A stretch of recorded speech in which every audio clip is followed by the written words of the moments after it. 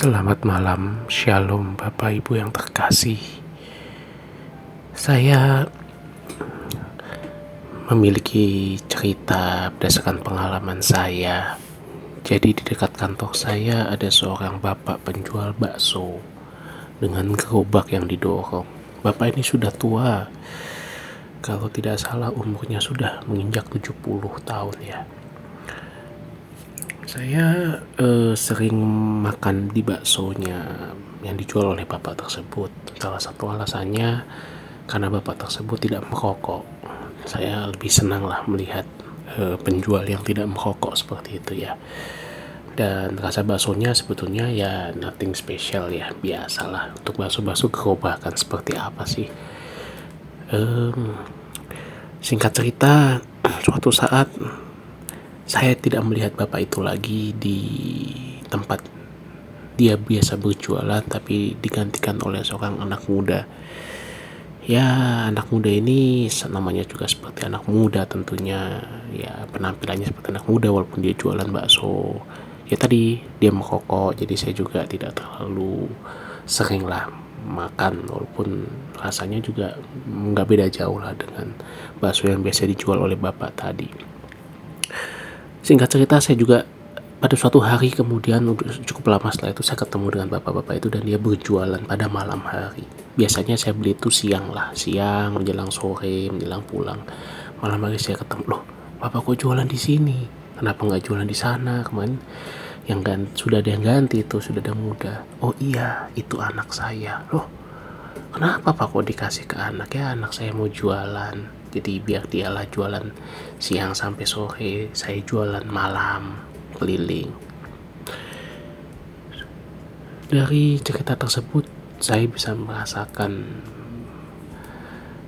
bagaimana kasih sayang seorang bapak kepada anak-anaknya. Tentu kasih sayang seorang ayah atau bapak itu berbeda dengan kasih sayang ibu kepada anak-anaknya yang mungkin lebih sering terlihat. Saya melihat pengorbanan bapak itu. Kok ya bapak itu udah 70 tahun, anaknya mungkin sekitar 20-an, 30 tahunan lah usianya. Kan secara logika mestinya saya kalau jadi anak ya saya, udahlah pak, bapak jualan sini, saya yang keliling, saya masih muda. Atau kalau memang tidak, ya sudah, ayo pak kita jualan bareng lah. Saya yang jualin, tetap bapak ini, nanti kalau untungnya kita bagi dua atau gimana lah. Namanya juga orang tua dan anak. Tetapi kenyataan tidak seperti itu, dan saya kadang-kadang justru dalam hal ini saya agak sedikit berpikir, itu nih anaknya kok malah gak mikirkan bapaknya ya, malah bapaknya mikirkan anaknya begitu ya. Tapi ya sudah, itulah pengorbanan seorang bapak. Dan itu saya lebih menghayati kalau kita bilang hati bapak, ada istilah hati bapak, kasih bapak. Di situ pengorbanan bapak kepada anak-anaknya. Dan saya yakin bapak di surga, Allah bapak yang di surga tentu ingin memberikan yang terbaik kepada anak-anaknya. Makanya ada ayat, tidak mungkin bapak mau memberikan batu ketika kamu minta roti. Tetapi kadang-kadang kita sebagai anak-anak yang suka melunjak, sudah tahu kalau kamu minta roti pasti dikasih roti, gak mungkin dikasih batu. Ternyata mintanya bukan roti, mintanya berlian.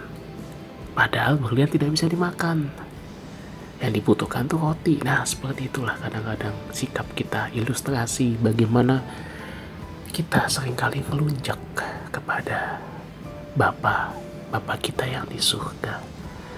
Oleh sebab itu,